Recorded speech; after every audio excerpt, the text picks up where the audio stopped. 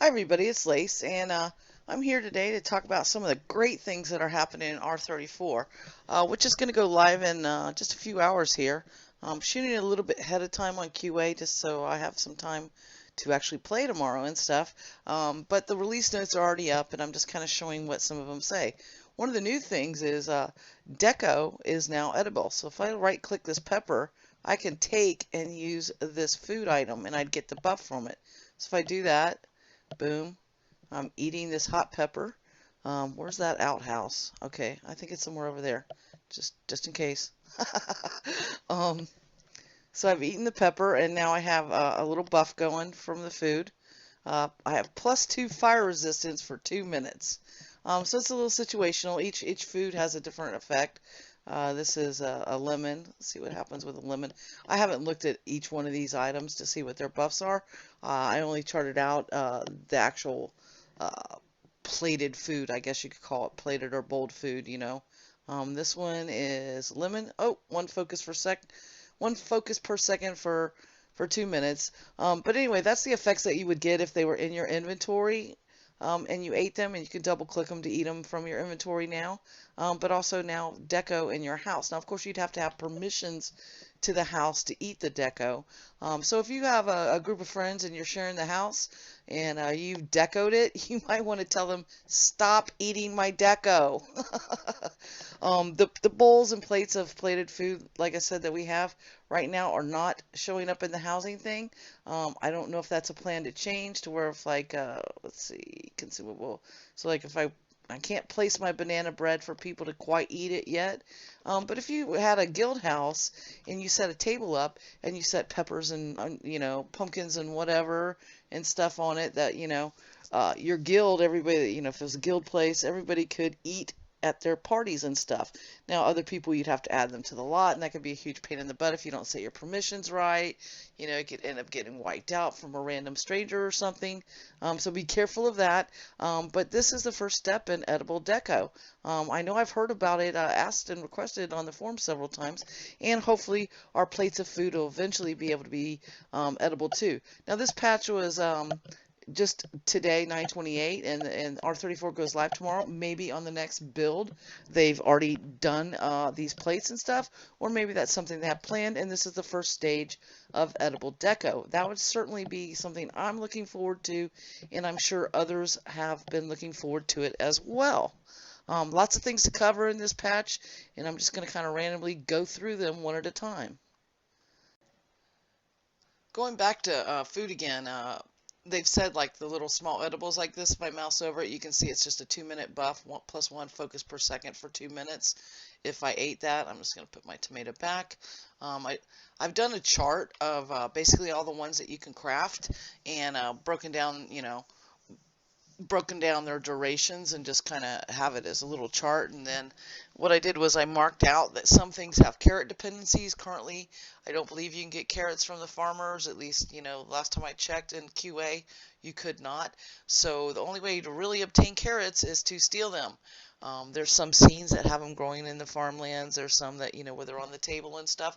So carrot is kind of a gate right now. It's gated in making those items with carrots. So I'm going to pull up that chart. I will post this chart to the forums at some point tomorrow, just because it'll help people figure out what they want to make, and then they can, concentrate on the recipe and what they need to have to make it. I'm not going to show the recipes, but I will show the durations as they were in, so far on QA.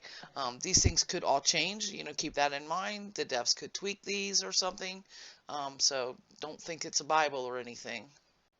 So here is the little chart I made myself that shows the durations and stuff. And I noted the ones with carrot dependency with a down arrow just because, right now to me, that's kind of a gated thing, like I was saying. The ones that are, pretty much store-bought and everything, pretty easy to make. I've got with the green arrows. This one's just as good, but it does have a little bit lower duration. Also note that right now these all show in seconds because I recorded them a little bit before they've, upped the tooltips. Now instead this will say like for 60 minutes and this will say for 30 minutes, so you don't have to do that math conversion and stuff. This would be like 40 minutes and stuff like that. So they fixed that on the tooltip just to make it a little bit more user friendly by displaying that. And again, like I said, I will post all this. I didn't make the items that required the mushrooms and the ginger on QA because I didn't have them, and didn't really have the time to go around breaking a million barrels to try to find one little stupid mushroom and one ginger root. So I don't have those durations up there. But again, like I said, I will post this little graphic, and then if I make the other ones on live, I'll update the graphic. But it should give people a little comparison for shopping and stuff of what they might want to eat and stuff. I just want to say one more thing about food before I show you the next thing, and that's don't be surprised that when R34 hits tomorrow morning, or actually just in a few hours from now, that if you're in combat and you haven't purchased food and consumed it, you will find that you are not regenerating your hit points or focus as fast as you were in R33. So again, before you go out there and hunt in a few hours, make sure you got you some food. Otherwise, you're going to be sitting on the sidelines waiting for that regen to happen. What I was going to show next is, this was already in R33 somewhat, that if you went inside a zone and then came out, the skull marker would be there, but now the skull markers are going to be there for, your tier level. So this is one skull here in North Vailway. So I can see it very easy. This is going to be a huge help for brand new players. If they see something with their brand new, don't go in something that has 5 skulls. This one's also one. Let's see if we can find one that's a little bit more robust. Probably Plains of High Ibis. I used to spend a lot of time here. I don't hunt there so much now because it's a little below me, but it had trees, it had skellies, it's got wolves. It can be a little problematic with some of the spiders, but yeah, what is that? I can't see how many skulls that is. 1, 2, 3. Oh wow, that's showing as a 5. Okay, well that's probably why they were problematic for me. I didn't think it was a 5. I thought it was more around a 3, 4, but it's marked as a 5, so wow, didn't know that. Anyway, so you can, as a new player, you can see if something might be a little bit rougher for you to do as you're progressing. The other thing on the Overland map that I'm showing you is, if you're on the road, you have a certain run speed. When you start going off into this other stuff, see how I'm slowing down? Okay, a lot of people are like, use your coconuts, use your coconuts. I've talked about my lovely bunch of coconuts in other videos.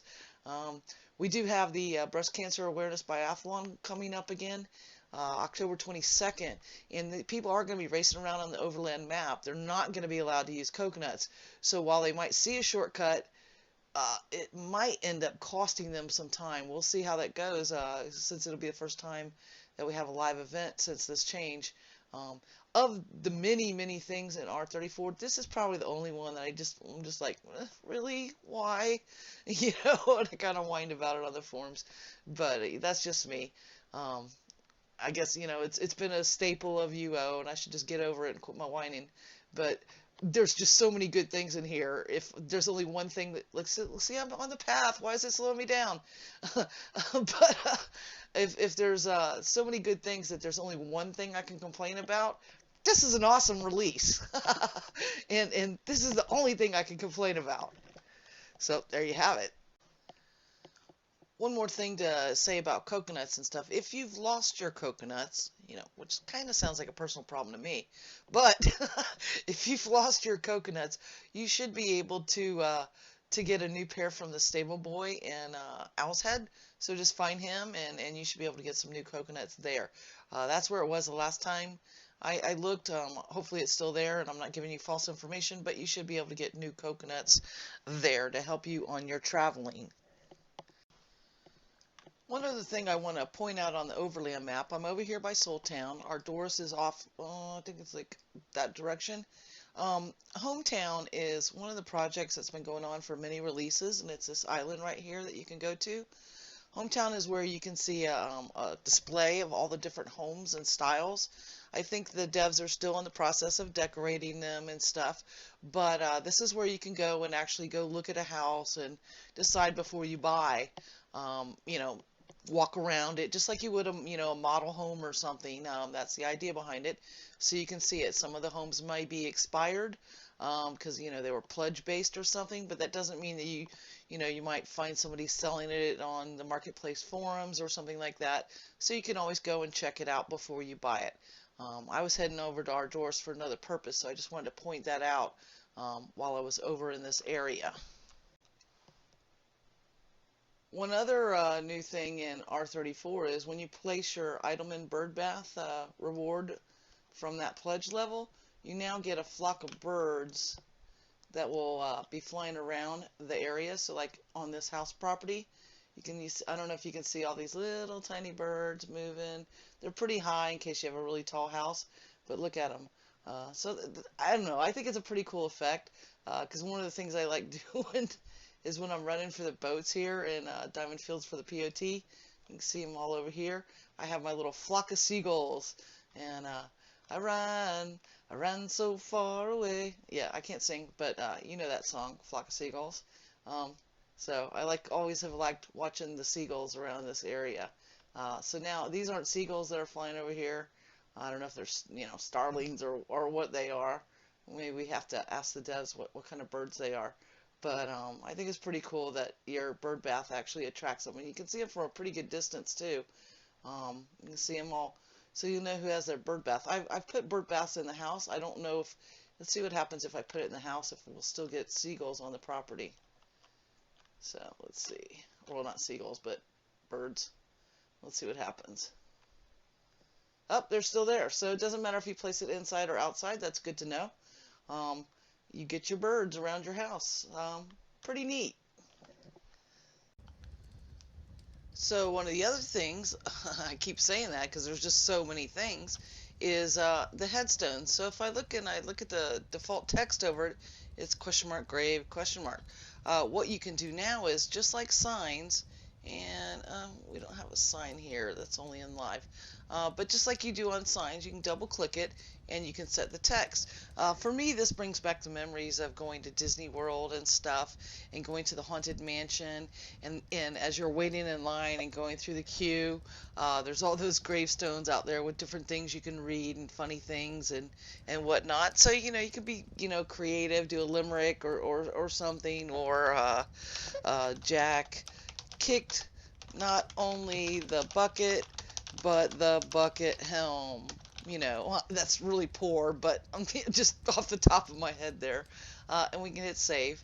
And so then when I mouse over it, I see this. Now, one thing to keep in mind on when you do signs, which I've covered before, but I'll show it on this.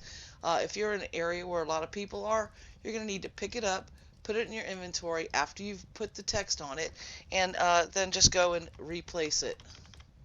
So now everybody can see it. You will see it because you wrote on it, but you'll need to replace it for people that are currently loaded in the zone. Now, if they load into the zone, they're going to see it, so it'll be fine.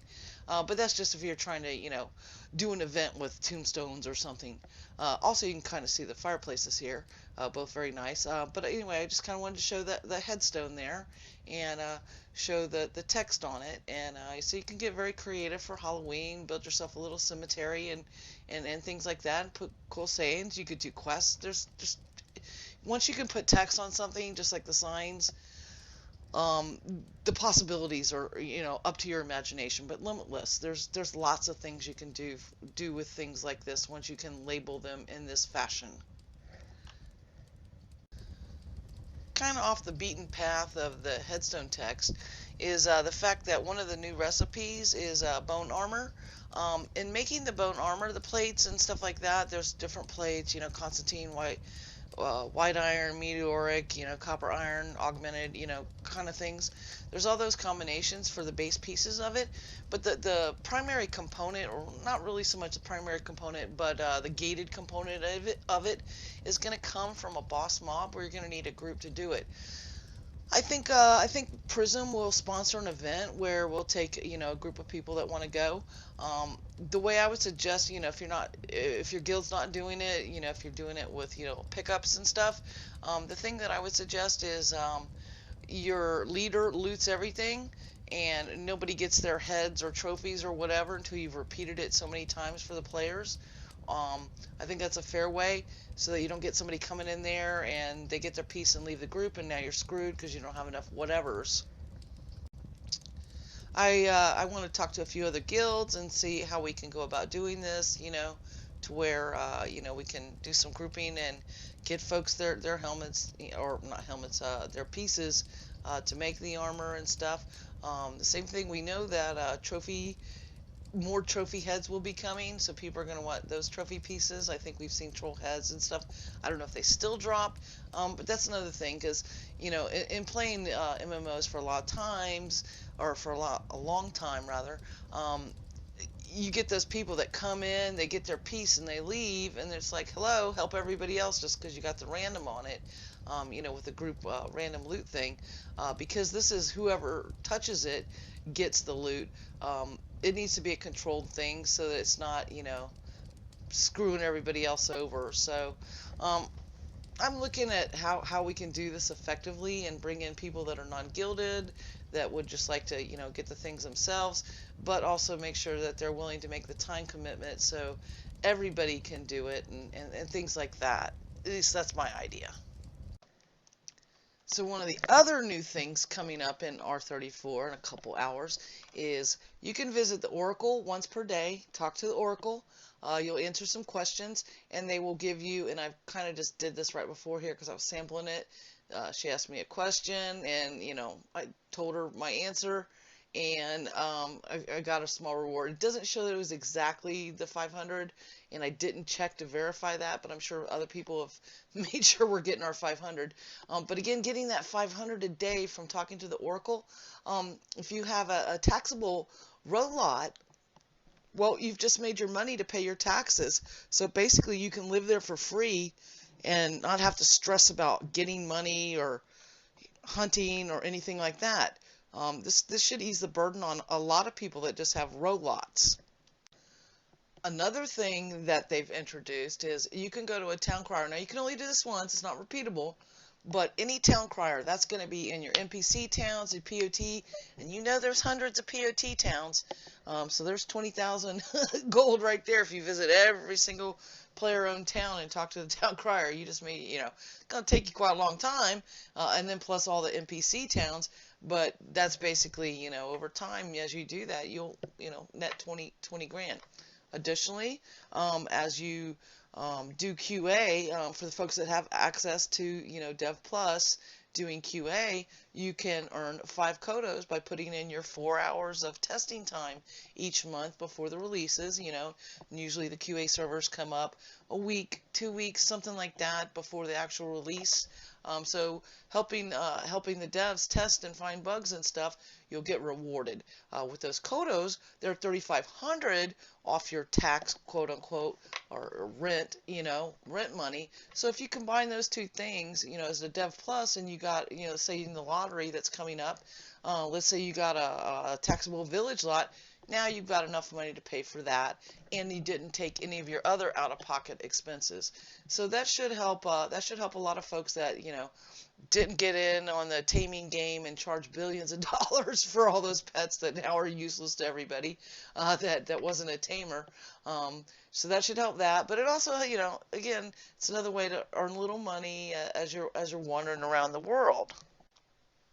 The other thing about town criers, now this won't work in a player-owned town where we're at, but let's see, we always had the mail routes. It was like Solist, Ardon, Ardoris, and maybe the Solus and things like that. I think they've added more mail routes. So again, that's going to reward you. I believe they rewarded experience and a little gold.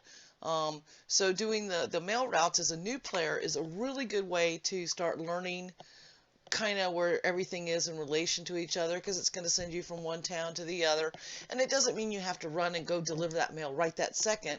You can still take your time and wonder, and then maybe you come across where you were supposed to deliver it and you didn't know where that was, and you go, oh wait, look at this, I've got mail for there. But anyway, the mail quest is an excellent way, an excellent tool. I used it as a new player to start learning where things were, because it can be very overwhelming, and maybe you don't want to go out to a third-party tool and look at the map and stuff. It'll help you in that. just learning your way around visually without having to, use a cheat guide. Not that it's anything wrong with it, just, it'll help you, learn your routes and stuff.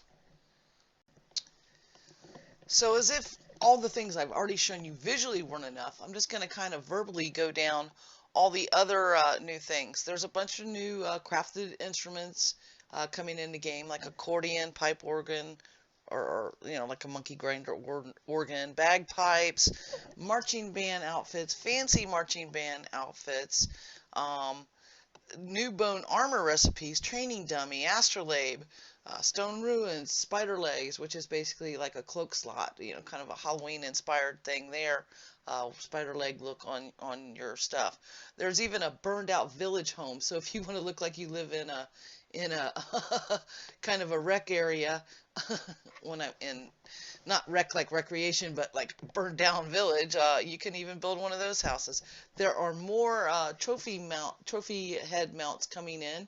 I think they are starting out with bear and wolves, so there's like all these different things. So before, all we had was mounted antlers and bass. Oh my God, sportsman's paradise now. You can build that man cave or girl cave that, likes to hunt. Some of us ladies like to hunt too. The weapon durability issue has been addressed or looked at least. There's incoming change on that. I haven't looked at it personally to see how much better it is. There's some new combat skills where they've thrown some healing into some of the other trees, so that you don't have to just go into the life tree if you want to be able to heal. Again, I haven't personally looked at that. They've also tweaked a few combat things like polearm versus one hand. They kind of bumped up the one-handed stuff and maybe tweaked down the polearm. I'm a polearm user. I did a little fighting and I didn't find I was having any issues. That doesn't mean, that it won't be tweaked more and stuff. They've also looked at the reagent respawn time and done some tweaking to that so that you're not having to always buy them from the merchant. If you're out and about in the scenes, you should look a little bit more, for your garlic and nightshade and maybe mandrake and things like that. What else? The royal elderberry and immortality fruit is now supposed to be no longer no trade. The way I understand though that the dye works is you have to use the dye before you get your seed back. So be careful, don't just give the dye away, because then you just basically gave away the seed and you're never going to get dye again. I've warned people about that before in other videos, so just pointing that out. The immortality fruit, I believe, is the same way. So don't get gung-ho and say, oh, look, I can sell these, because I think you're going to sell the right to ever grow them again. Be careful on that one. I have not tested this. What else? There's a new juggle emote in the Make a Difference store, specifically in the breast cancer one. It's juggle pink wisps, I believe it is. I'll just keep in mind that October is Breast Cancer Awareness Month. You will see the NFL players about the world usually wearing, pink towels, pink shoes and stuff. And we will be doing Prism/Diamond Fields will be doing another breast cancer biathlon. Information on that is on the forums. It will start here in Diamond Fields. You will do a circuit around the world, stopping in various places, picking up flyers. You'll turn all the flyers in, and then you will start your fishing part. I would work on my fishing if I were you. It will help you out on that. That's where I found most people were making up time because people didn't fish and get their fishing up a little bit ahead of time. So it took them a little longer to get through that section of the event. We also in this release have some new emotes from different NPCs and the full release notes. It does tell where those NPCs are, so you're gonna need to look at those to find where these new emotes are. And maybe soon we'll have another emote trading party. I don't know how many of those are going to be tradable. Also, the other big thing is chimneys and fireplaces. We've got a couple models of fireplaces and then all kinds of smokestacks and stuff. There's just a ton that are craftable. There's also some in the store that are maybe a little fancier or whatever. but the base models look pretty exceptional, I think. I kind of like them even without chimneys. That's just me. Makes it almost more like I think it's like the Baron Great Hearth or something. So think about these are a light source. You can put them outside. You can set up a campfire. You can put them inside. Put them in bedroom. You can put a few in different bedrooms and stuff. So yay for fireplaces and chimneys. So tons and tons of new recipes to go out there and find. Remember to eat food before you go hunt this time. And I think that pretty much covers all the high points that I wanted to illustrate. You know, there's a few polishes and stuff that they go over, but I just kind of wanted to show the visual stuff and the things that I'm personally excited about. It wasn't a full coverage, but this looks like a really great release to me. I'm very happy with it. There's Death and Decay is not going to be in this per Darkstar, so you don't have to worry about that quite yet, but that will be coming. You know it's going to be coming. So take care, everybody. Happy hunting and be safe.